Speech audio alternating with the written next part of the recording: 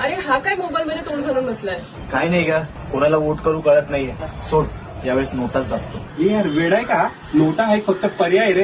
अरे त्याचा वापर मतदानामध्ये फक्त त्याचा निषेध करण्याकरता केला जातो. त्याचा काही उपयोगही होत नाही आणि त्याच्याने काही बदलही घडत नाही. हो खरंय, आपलं मतच आपलं भविष्य ठरवू शकतो. आपण जर योग्य उमेदवाराला मत नाही दिलं तर तो निर्णय आपल्यावरच उलटतो. अरे पण मग नक्की काय करायचं? इथे तर प्रत्येक पक्ष एकसारखा वाटतोय मला. त्या महाराष्ट्राच्या राजकारणाचा चिखल करून ठेवलाय या लोकांनी. हे बघ, पक्ष उमेदवारांची धोरणं आणि कामं पाहायला हवी. आणि आपण जो कोणता उमेदवार निवडू ना तो आपल्याला कमी नुकसानकारक असायला पाहिजे आणि तो आपलं भविष्य पण जपेल. म्हणजे नोटाऐवजी योग्य पक्षाला मत देणं हेच खरं योगदान आहे का? हो, अगदी बरोबर. विचारपूर्वक मत करणं म्हणजे आपल्या हक्काचा योग्य वापर. महाराष्ट्राचं भविष्य आपल्या हाती आहे. ठरलं तर मग यावेळी मतदान नक्की करायचं, कारण आपलं एक मत हा खूप मोठा फरक घडू शकतं.